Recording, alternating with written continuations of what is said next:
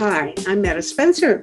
I'm in Toronto and I'm going to talk to some friends of mine. I'm not quite sure where they both are, but Paul Werbos is someplace, I think in Philadelphia, or no, you're, Yeah. yeah, Philadelphia. Yeah, he's in what used to be George Washington's property. He told me once. Okay. And his friend, Jerome Glenn, who is now my friend officially, is someplace else. Where are you, Jerry? I'm in Washington, D.C. Good. Great to see you there. So you're out and among the stars. I love that. We're all surrounded, whether we like it or not. Well, terrific. I love being out there with you. Thanks for the ride. Now, today we're going to talk about something called the Millennium Project, and it's a bit new for me too. So we're going to, first thing I did when they checked in a minute ago was say, what is the Millennium Project? And I began to get an answer from Jerome Glenn, who is the founder of it, or he says the co-founder.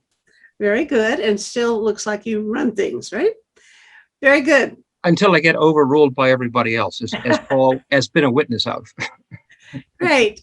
So Paul Werbos is obviously a like-minded participant in this project. And I know that his concerns lately have focused largely on extinction events, which is not exactly the most cheery subject in the world, but I think one that we really need to be thinking about, because if we don't learn from previous extinction events, you know what they say about not learning your history. Yep. Okay, so I think, Jerome Glenn, if you don't mind, let's start over and you can tell the world what is the Millennium Project. And I've already decided I want to be part of it. So it didn't take much to get me there.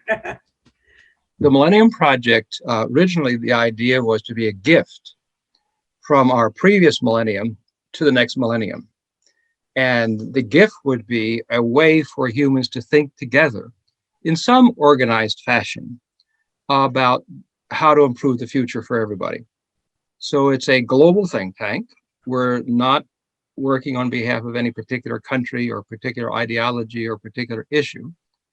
We're trying to look at the whole picture, and we look at it in combination with 68 nodes, what we call nodes, around the world.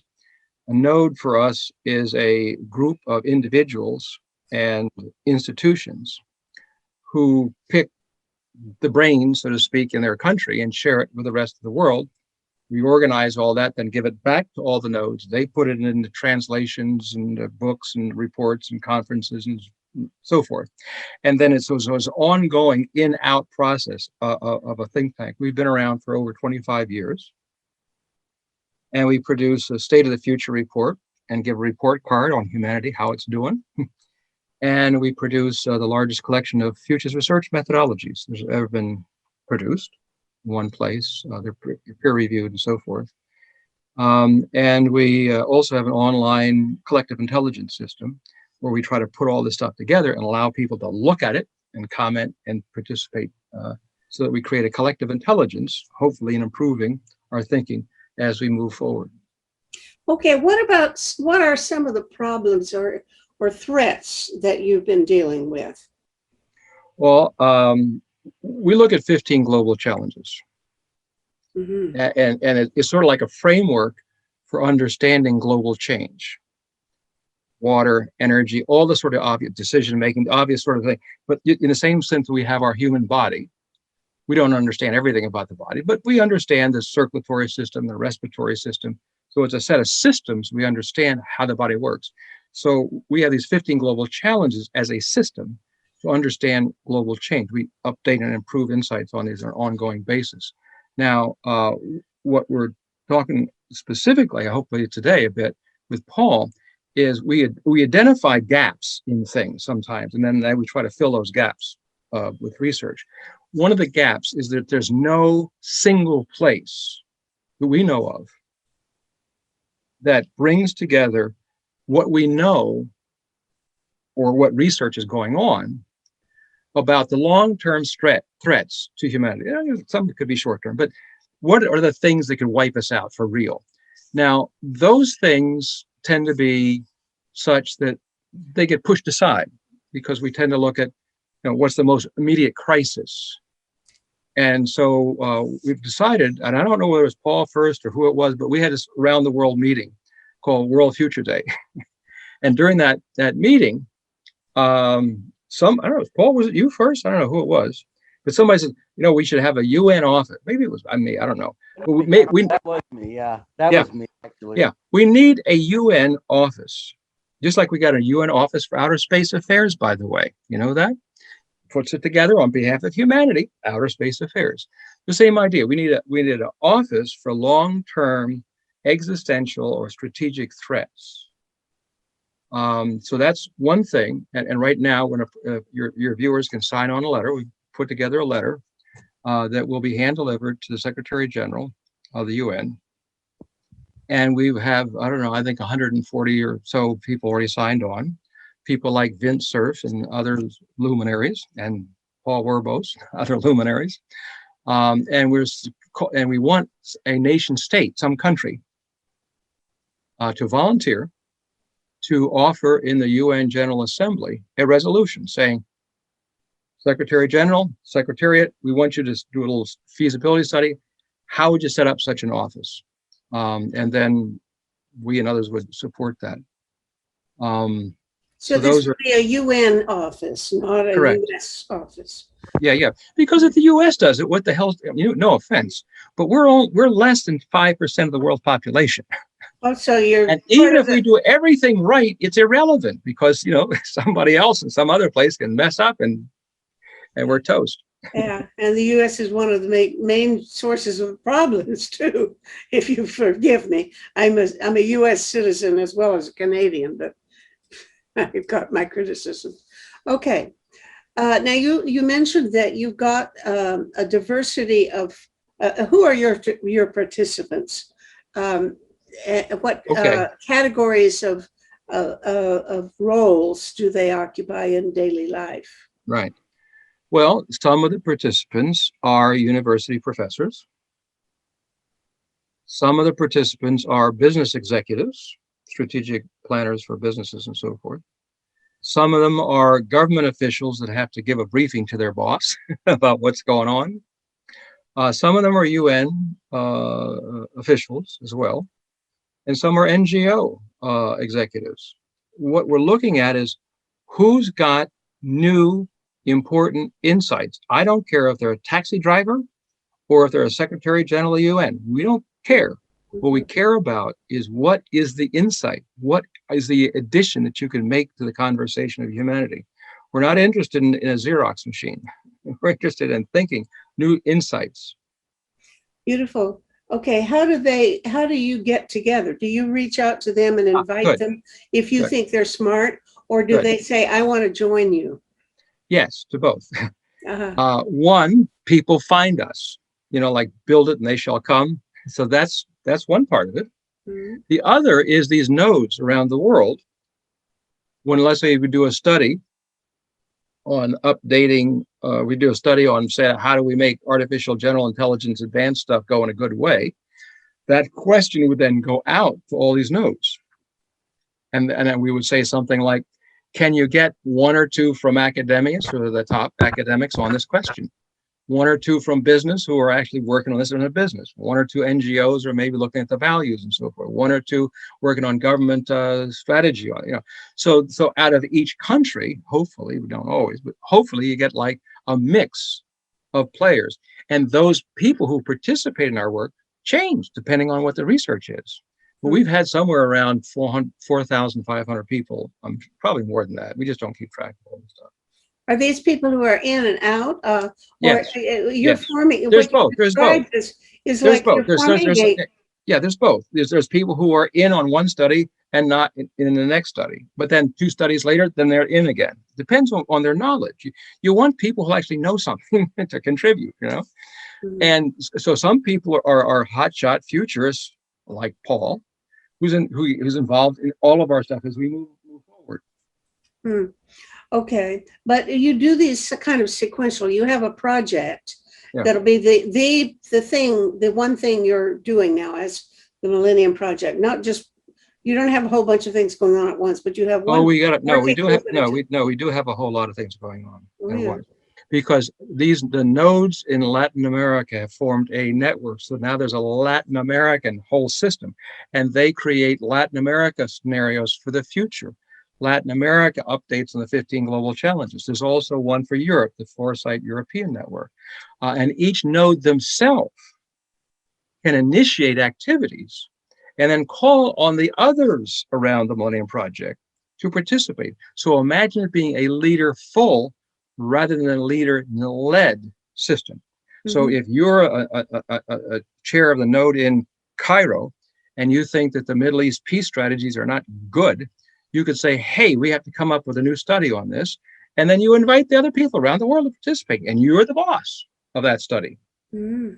I may edit and play around, but I mean, you're the initiator. Mhm. So there's a lot of stuff going on simultaneously right now as we speak.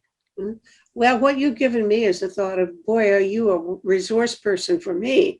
Because when I'm trying to find the best person to give a talk show with on a given topic, I don't know where to turn lots of times because it's an area that I'm not too familiar with. But it sounds as if you have the best Rolex in the world. I have a good one. I don't know about the best. The Secretary General's probably got the best one, I suspect. Okay. Now, Well, Paul. I might question that. I think Yeah. that's a big part of our problem, that the Secretary General is in a particular environment. And he said some great things about the Security Council having a climate office this year. He went on TV with Kerry, so he's a good guy. But even so, the information he has access to mostly comes from a certain community. And when I look at what we need to do in climate change or with the internet, we need to bring in new flows of information that don't yet make it to UN headquarters. And that's a big part of why Jerry's suggestion is so important, because we need richer flows of information from the real world to the policy. Mm-hmm. Well, is it hard to get them to interact? In my experience, NGOs, I'd love to say we could put NGOs together with government officials and academics, and they would have a mutually constructive conversation where they each throw in their angles. But it seems some people are not real comfortable doing that. Well, yeah, but we don't need everybody in the entire world to be involved in our work. That would be a little difficult to manage. So those that like to collaborate, find us. Mm-hmm. It's like a honeypot. We attract the bees. So if someone doesn't want to deal with certain kinds of folks, they go somewhere else. We don't have to deal with everybody. We just have to deal with those people with insights and want to collaborate. Good. Okay, well, I hereby give you my seal of approval, and that's all you need, I'm sure. So, Paul. Well, I can retire now. Good. No, I really think what you're doing is great, and it sounds very much like something I'd like to explore further, because it sounds like the kind of thing we need. I have my own aspirations for handling global threats. We have 6, and I'd love to have a greater mix of people, and I hope we will be able to attract people to be able to use the website as a common meeting place. If they have something to share, they should be able to post it, and it's a place for all 6 people working on all 6 of these threats. So it has some things in common with you, but it's anyway, there's no point in making that comparison. What I do want to get down to, though, is in inviting Paul to say what you would like for us to discuss today, because I see the connection between what you and I have been talking about. You are very concerned about learning from the previous extinction events so that we don't have number 6 coming up, which may be imminent. So, Paul, how does that have to do with the Millennium Project? And can you expand on that? So we've been talking about the need for this Office of Existential Threats under the United Nations. Mm-hmm. And immediately the question is, what are the threats to humanity? And we've had many meetings of all kinds of futurists. And some of the threats they talk about are very far off. Some of them are actually made up to support people who want money.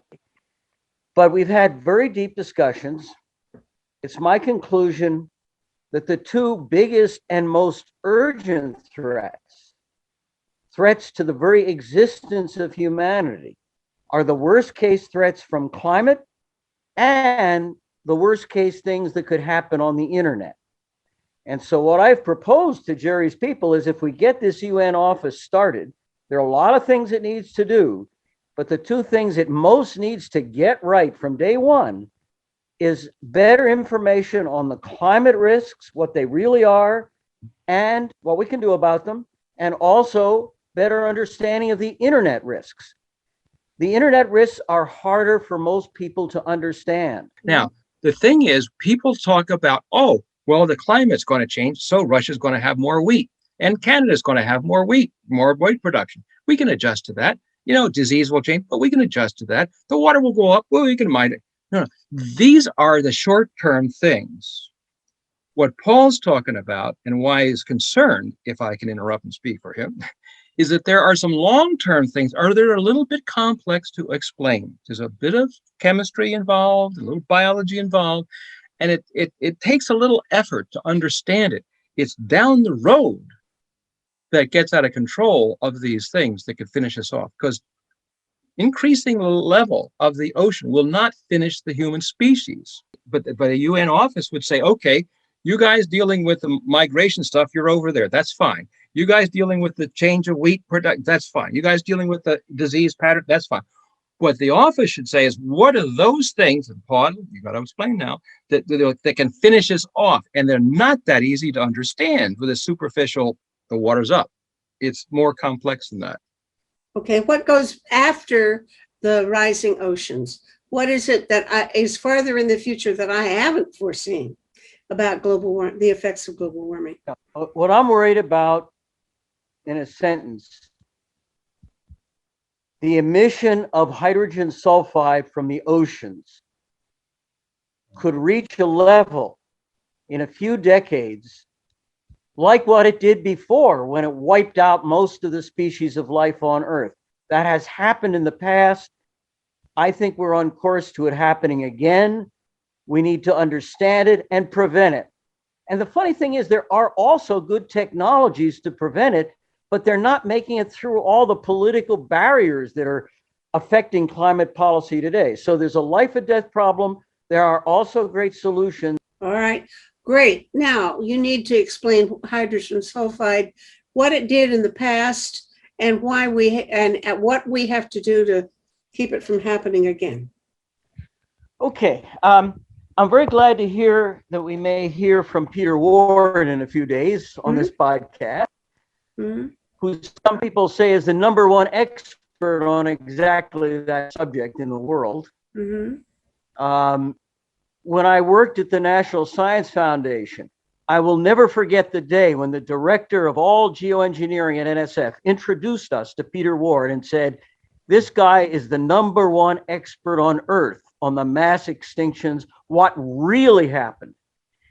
And he doesn't know everything about it. Nobody knows everything. But he was out there doing the measurements to see where the H2S was rising around the world in past Earth history. Also to see where the radiation came, because the H2S causes radiation because of stratospheric ozone problems. Those two variables reached a level that would kill every human on Earth 10 times over if we do it again. We are on course to doing it again. And you might say, why is H2S so scary? Well, the first reason it's scary is it killed off most of the life on the land before. I mean, that's a pretty good start to really think. And when he showed me that data, I woke up. I said, I need to learn more. And I've learned a lot about this. I don't want to be too technical, but I've learned a hell of a lot since I heard from Peter Ward 10 years ago, 12 years ago. One of the things I learned, you've heard of hydrogen cyanide. People will tell you that's a pretty scary poison. It turns out that H2S is worse.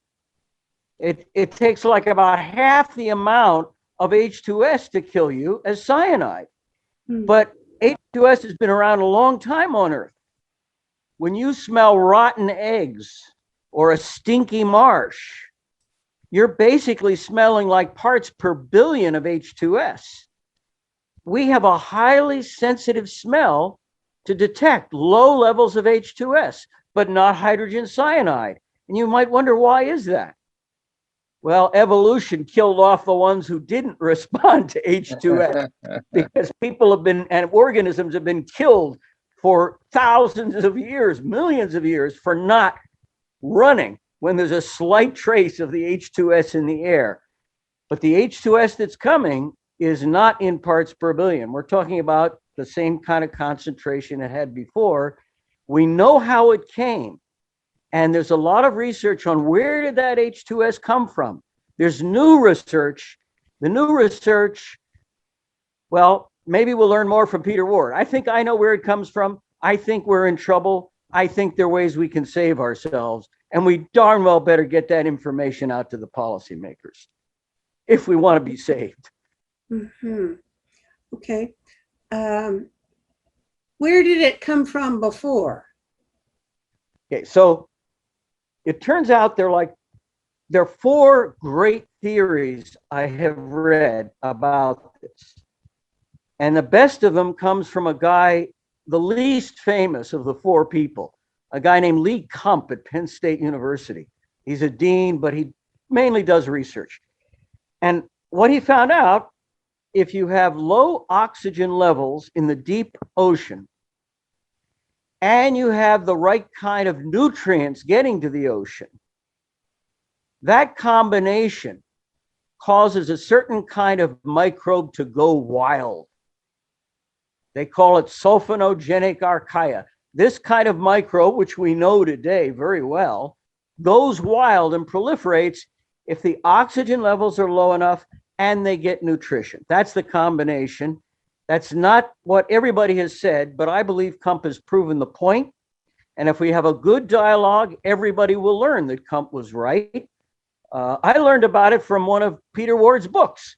And I'm glad we're going to have Peter Ward here, because his book, his new book, not the old book, his new book on the history of life on Earth has a chapter where he explains what Kump found out in his research. And it's just utterly amazing. Fertilizers and low oxygen together will give it to you. We already have fertilizers in the ocean today. So the thing that's saving us today is we don't have low oxygen at the bottom of the ocean. But the oxygen levels are decreasing in the deep Pacific. When I look at the numbers I see from our NOAA, from the US government, the numbers we have suggest, well, 30 years, plus or minus 10, and then we get low oxygen, and then these bugs go nuts, and then we get H2S, and it pops up out of the Pacific very easily because of the ocean currents. And so we don't yet know the exact number. And my first proposal to NSF is, damn it, let's get the right number. The best number that exists today is what I know from looking around, but we should have better numbers. We need to be really focusing and understanding this a lot more precisely than we do today. Mm-hmm. Okay. I don't want to deflect you, but I do, sort of, in that you mentioned that your top 2 threats to humankind are this thing that you've just mentioned, and global warming and AI, or rather cyber threats of various kinds. And I would have said it's global warming and nuclear weapons, but I would have had cyber threats in there someplace. And when people try to scare me, nuclear weapons are still there. We're not knocking it, right. But you got mechanisms that are handling it. We have nuclear. We have the International Atomic Energy Agency. We have standards. We have rules. We have treaties. We've got arms control treaties. We got people working on it. But what Paul's talking about, not being worked on in the same way. Okay. I don't want to give anybody false hopes about how good these mechanisms are that are working on them now, because we haven't had nuclear war. We haven't had it. Yes, but you can't. The people who know most about it say that we've never been closer to nuclear war, and we're getting closer all the time. And So I agree with them. I agree with them completely. That was part of my job at NSF. They're 100% right. Nuclear threats are still with us.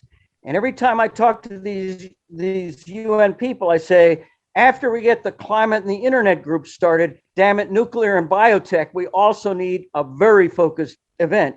But the thing is, the nuclear is not quite as close or quite as certain to killing us all as this H2S threat is, and as the scary things on the internet are. And people don't know what's coming on the internet, but I know, and I promise you, it's scarier than climate. It's really scary. Really. Okay, now look here. That's when I said I don't want to deflect you, I don't, but I really do want you to. You got to explain a little bit about that. You've got three kinds of artificial intelligence. You have narrow right now, which so the AI that diagnoses cancer can still be machine learning and getting smarter and all those things that everybody talks about, correct. But it doesn't drive a car. The one that drives a car doesn't diagnose cancer, right? So they have narrow single purpose software, essentially. The second one, as far as I know, we don't have. Maybe military intelligence has got some stuff I don't know about, but as far as I don't know anybody that's got artificial general intelligence. The second one, the general intelligence, is like us in a loose speaking way, not same as us, but it can address novel problems, and it can do it in novel ways. It can make phone calls like that and call up experts. Hello? It can go through the Internet of Things. It can go through all kinds of stuff. It's general, like, so you can apply it across the board to new stuff, and it'll have new strategies. The third one is super intelligence, and that's the same thing as general, with the big exception: it sets its own goals, it does its own purposes, independent of human thought, independent of human awareness. Now, that may not turn out to be a bad thing, because nature does a lot of stuff we're not aware of too, and we're dependent upon nature. But between narrow and general, to me, is the important part. Because if you don't get the initial conditions, how general starts, then super could evolve out of general faster than we think. We don't know how. It could never happen. It's also possible it's too complex, it'll never happen. That's possible. Some people say, well, it could happen very fast. Well, we don't know. We don't know, but we can't take a chance, because if it evolves in a bad way without our understanding, then we could be toast. So the science fiction stuff is plausible that Hawking warns about, and Gates warns about, and Musk warns about. But to me, the issue is the transition from narrow to general. That's the point, I think, the only one we can control. I mean, we don't even have a regime, an international agency for the management of climate change. All right. It takes a long time to get countries to agree, and standards. And how are you going to identify the standards and the infractions? Who's going to identify them? How are you going to manage that? What are the penalties? There's a lot of stuff that needs to be done. It may take at least 10 years. As a futurist, we have to look at the range of possibility. Well, if it takes us 10 to 15 years to put together a governance system, then we got to start right now. Okay, got it. There's a lot more coming than people seem to know, and it amazes me. And this is something where I do know it. I mean, that's what my IEEE award was for, getting started this whole damn field. Well, we should actually tell people that you're getting a super duper award. What is this award, and what have you done to deserve it, sir? Okay, so this is actually my third award in this kind of field. Okay. The Frank Rosenblatt Award is the chief award of the IEEE Computational Intelligence Society. And you might ask, who the hell are they? They're not even computer scientists. It turns out this stuff they call deep learning, the new AI, was being done by engineers 20 years before the computer scientists would even believe it. Okay. The definitive textbook on AI for computer scientists about 2006 was saying, you will never see these learning systems or neural networks doing A, B, and C because it's impossible. We had been doing it for 30 years. The revolution occurred when a guy named Sergey Brin at Google was visited by a couple of people I funded, and I funded them to apply well-known engineering neural networks to the kind of problems Google was interested in. When you say I funded them, we have to make it clear that it wasn't your personal wallet, but you were at NSF, you were the guy making decisions about funding, right? I was part of a system, and I had to get permission from a guy who is still there today, who might be able to help us with some of this survival stuff. But the fact is, it was this NSF intervention which I led, which led to Brin getting data on stuff we knew. And the fact is, when I wanted to fund it, there were people who said, you can't fund this work, which led to the deep learning revolution. And the reason was, they said, we already know these algorithms. There's nothing new. All it is a demo. And what I said was, sometimes demos can have an impact, to put it mildly. What is it that they didn't think you should fund because it was too outlandish? Where this new revolution in AI is coming from, the deep learning revolution that's changing the internet everywhere, it really happened when one of the people I funded from this award spoke to Sergey Brin to show him what it can do. The two people who were funded in that grant were a guy named Andrew Ng and Jan LeCun. And people who think they know everything about the new internet and AI will say, oh, Jan LeCun, he's the guy who did it all. And Jan LeCun was absolutely central in making the transition from our best science to the real commercial world. Jan LeCun is a very big player. Facebook remembers when he came to them. So Andrew Ng came to Sergey Brin, Jan LeCun came to Facebook, and they were both presenting results they got from this research, which was using algorithms we had been using for 20 years. We being who? And that gets back to your question.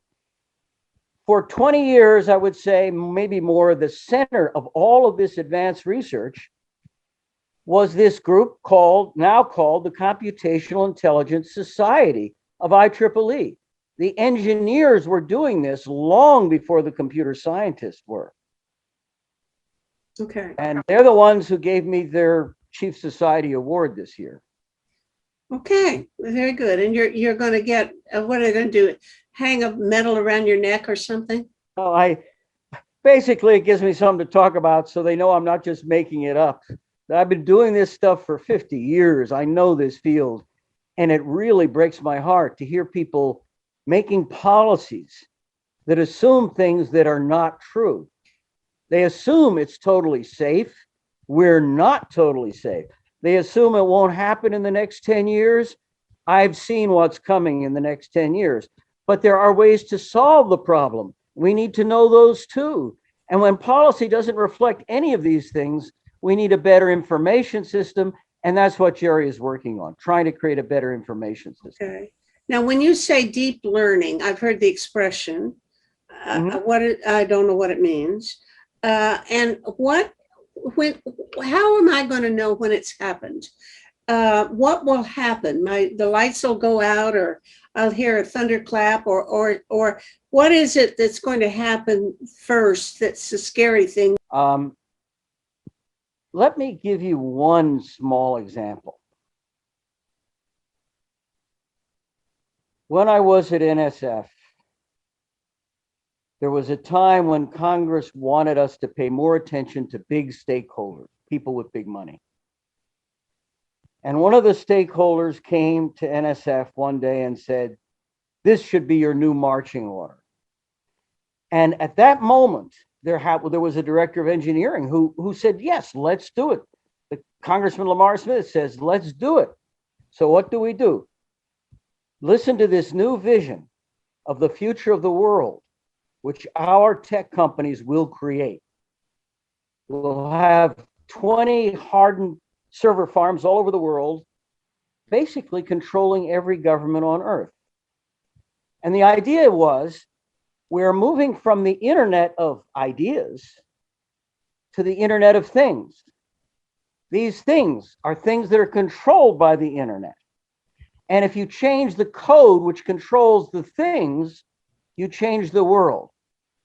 This business company said, we don't want to have a million things fighting each other. That's like warfare. If we want efficiency, they said, we want one big intelligent system to be integrated and harmonious to control every item in the Internet of Things. And just in the last couple of years, the number of controlled Internet of Things objects recently crossed where it's more than the human population.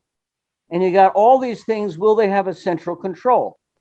When we were discussing that, one of the people at NSF said, wait a minute, this is a beautiful future of the vision of the future. One big intelligent system will control everything in the world. The vehicles, the television, it'll be wonderfully efficient because it's integrated and intelligent.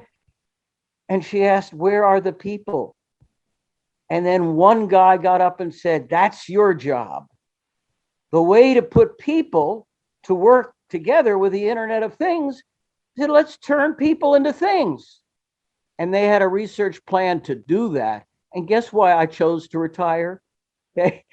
There are new people there now, but the people who were there in that year were the main reason I decided I better retire. I'm not going to dedicate my life to hurting the human species. That's crossing a red line. But the bottom line is we have a big Internet of Things. More and more of the decisions in the world are made by computers instead of by people. And the central control you use to control those computers is really important. And the controls that can do this kind of thing have been growing. That's not what you read about every day. They don't put it in the newspapers. They have no reason to put it in the newspapers. They just code it up, they deploy it, and it's being deployed today. And you would not believe what is being deployed today. One group says this is impossible. The other group has already done it. So we need to fix this. Yeah. Okay. Now I can begin to relate to my things that bother me, my fights with my computer, my fights, to be able to control my own life. Exactly. Already those are real issues. Things could get better, things could get worse, and it depends on whether we know what we're doing. And right now we don't yet know what we're doing. At least not decision makers don't know. So we need to fix the information so that we get it right. Now, considering what Paul said, consider that there is a race between China, the United States, the Japanese, the European Union, and organized crime, by the way, because they can buy the best talent the world's got. So if you have all these players and a race to get to the state of artificial intelligence that can make the other stuff behave, so to speak, what happens when 2 or 3 countries come up with a capability almost at the same time? That's why I use the analogy of the nuclear negotiations. The Soviet Union, the United States had secret classified nuclear weapons, but we both realized it would be a mess if we don't manage this right. So it was in our self-interest to sit down with the other and negotiate. We haven't gotten to that understanding yet. The people at the edge of these things, like Paul's talking about, understand we got to get this right.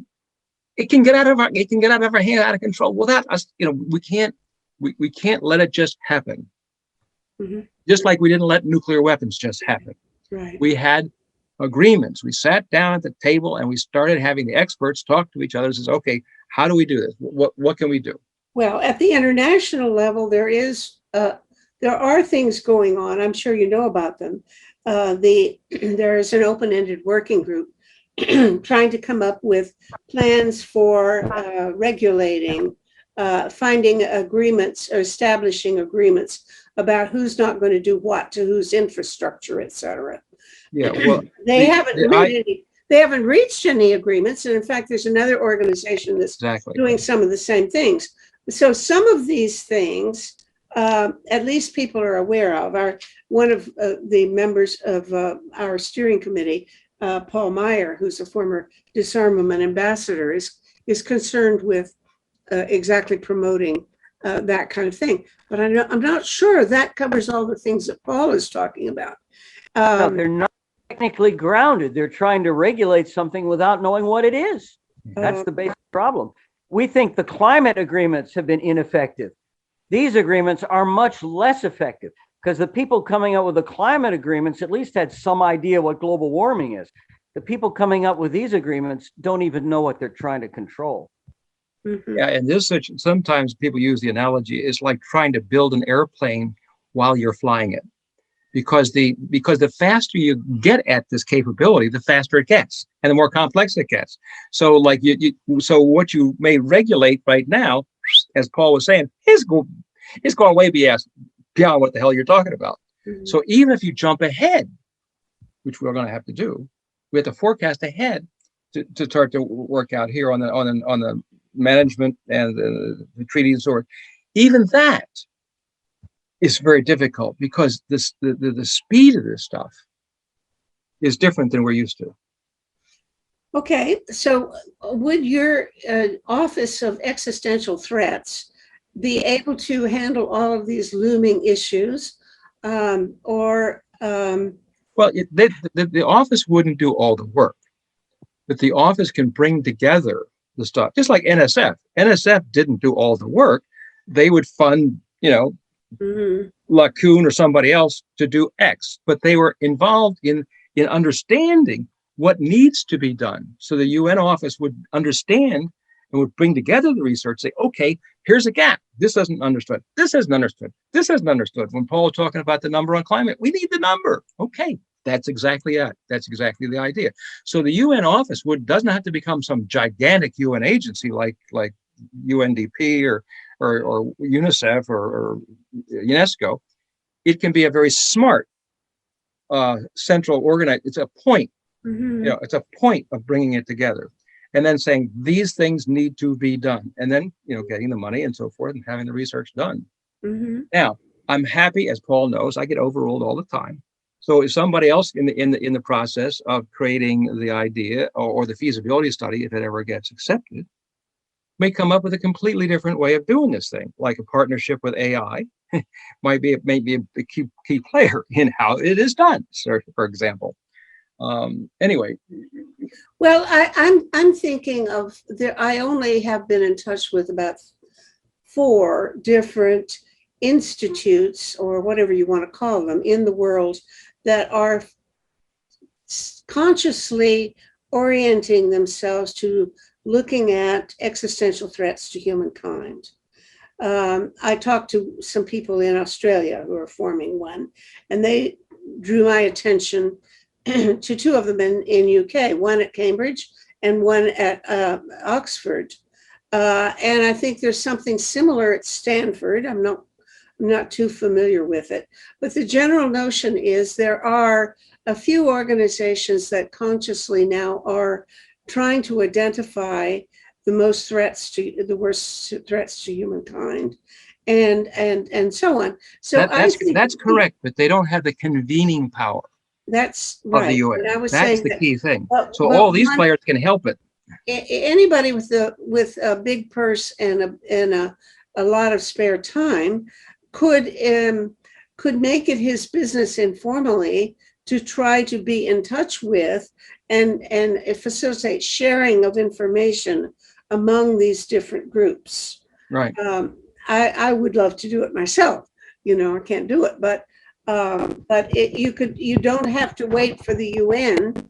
You could find somebody else who knows enough and was smart enough to try to put these groups into some sort of network that shares and facilitates. Absolutely. But there's a difference between networks of people working on nuclear arms reduction and the SALT negotiations and the various treaties that actually were implemented by the Soviet Union and the United States. They're not in contradiction with each other. But there's nothing to substitute for international agreements the countries sign into and have some enforcement mechanism. Why do you think they did it? They did it because we were in the streets. They did it because we forced them to. They did it because Fine, fine. NGOs were. Let all of the above happen. We need the new networks of communication. There are certain problems that are hard enough. They require intelligent networks, and we just have to upgrade our networks of communication to be able to cope with problems which are this difficult. I know these people in Cambridge and Oxford, and we even know a few Australians here and there. And all of these groups tend to have their own local tendencies. And we really need a global dialogue. And I have to say, some of these local groups have very different objectives in mind, which is another reason we need an international discussion. In some of these internet technologies, it really gets down to, can the US do this? Can China do this? Are they going to try to hog it and make a war? And the need for an open international dialogue becomes greater and greater when knowledge itself becomes a critical commodity. And if you share it, you might be able to make peace. If you don't share your knowledge, you get these competitive warfare ideas where people are deluded about how much they can destroy the other guy. And if everybody is deluded into thinking they're going to destroy the other guy because they don't know what the other guy is doing, you can get some really dysfunctional futures out of that. Right. Yeah, because this is where your friend that works on the disarmament stuff, or the nuclear issues, can tell you there's a balance between, you have to share enough information to make the negotiations real. But they don't want to share too much, obviously, because it's all classified and it's a race. But we had a nuclear arms race, right? Still have it, unfortunately. But we got it somehow so far managed. No, we don't. Yeah, we do. We really don't. Yes, we do. No, the issue was to prevent World War III. That was the issue. Everything else was second string. How do you prevent thermonuclear? That was the issue. And that so far has been prevented. That so far hasn't happened. I'm not That's sure. what I'm saying. So far. But you got to know when to celebrate. You got to know when to celebrate. The language that you're using that I object to. When you say so far it's been prevented, okay, so far it hasn't happened. But I would tell you that the people who know the most about it say we are so damn lucky it hasn't happened. It's just a miracle that it hasn't happened. Correct. Don't say we've succeeded, because we have failed. That's what we haven't failed. We have failed to do the things that really need to be done, because if we really wanted to get rid of the things, we'd get rid of them. Failure consists of the fact that they still exist. If you tell people we have failed, they say maybe they won't try. You got to say, look, we have made some contributions. We haven't had thermonuclear war. Yes, there's still threats. Yes, we still have to do it. And that's why people are still doing it. We have surveillance satellites, all this sort of stuff's going on. And I'm saying that you've got to have people understand that it's possible to do something. Otherwise, they won't do it. No, what you need to do is get rid of them.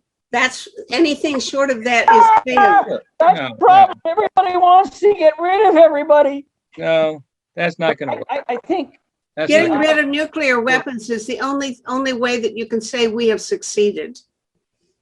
Yeah, and slowly but surely the number of warheads are going down. No. Yes. No. Yes. Look, I spend a lot of my time talking about it.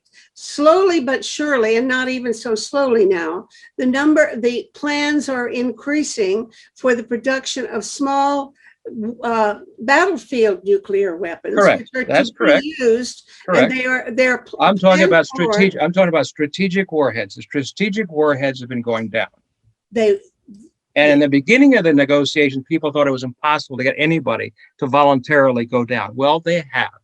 And so that you got to understand what does make a difference and what doesn't. What is a threat? You've got to understand what is a threat.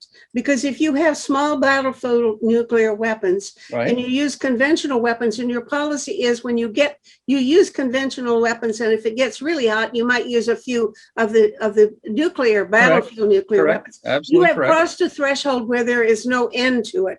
Then you're into using strategic, et cetera, the whole shebang. And there's nothing to keep it from happening. Nothing to keep it from happening. So that is precisely the most perilous thing we're in right now. It is scary still today. There's no question Meta is right. The situation is scary. And I would put the nuclear misuse and the bio misuse on the list of the next tier Right. of urgent existential threats. It bothers me that we have others that are even more urgent. When you talk about these nuclear weapons killing people, what about the scenario where country X suddenly takes over all the autonomous nuclear drones of every other country on Earth? Right. A scary scenario. That's the one you got to be scared about. And that's closer to happening than some of these others. It is scary. There's absolutely no question. It is real. It is scary. The only reason we're alive is because a lot of people worked very hard, one step at a time. They didn't solve the whole problem, but they Correct. solved enough of the problem that we managed to scrape through when we could have died. And That's I right. often think back to John von Neumann. My personal hero is John von Neumann. I've even told people, if you want to talk about people of the book, my book is John von Neumann, Theory of Games and Economic Behavior. And they don't realize, yeah, that's kind of my Bible.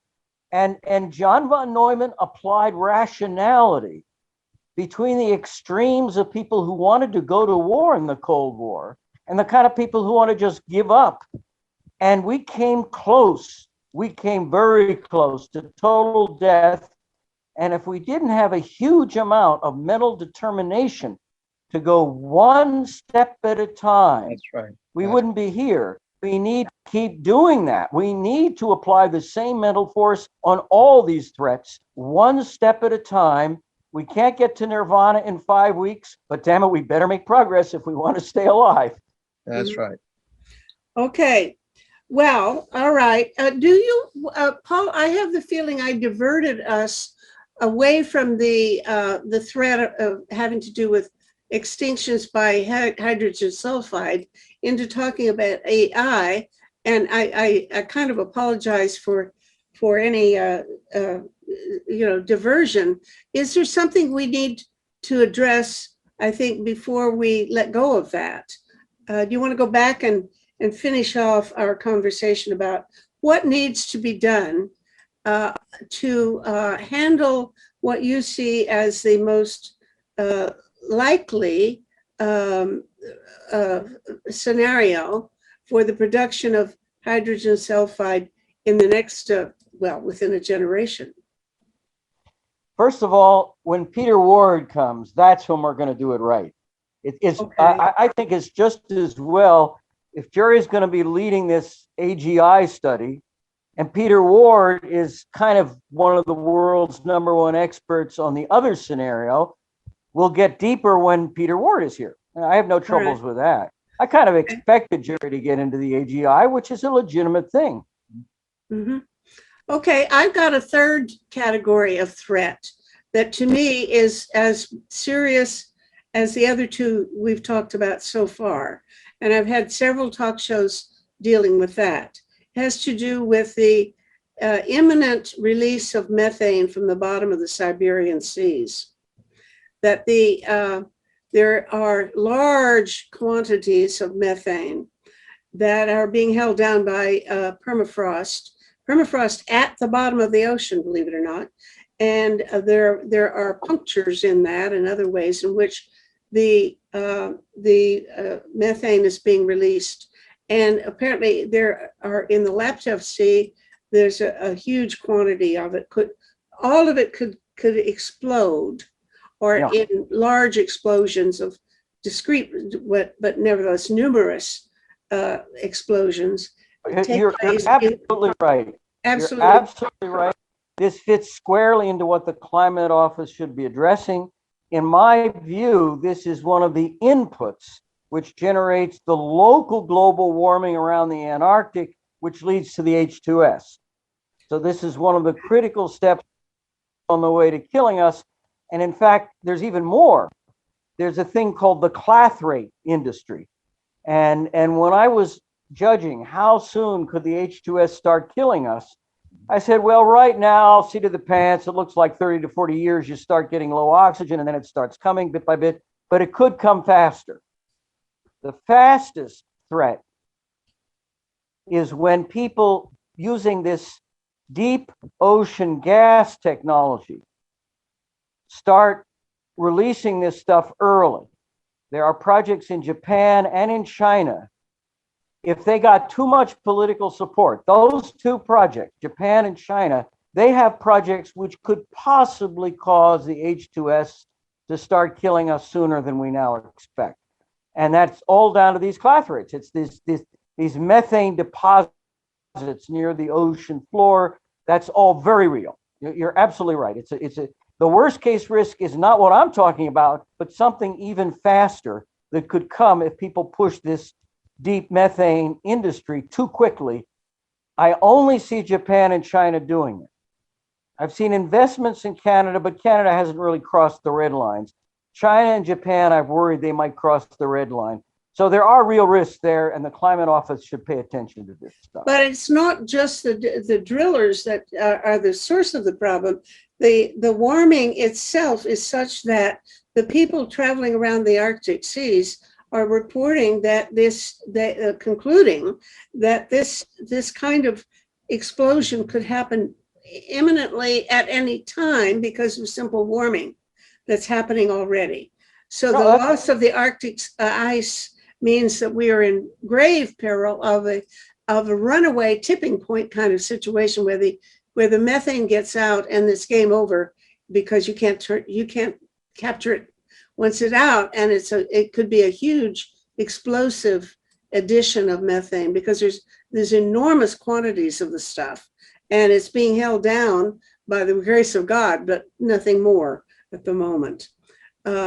Anyway, we've used up our time, I think.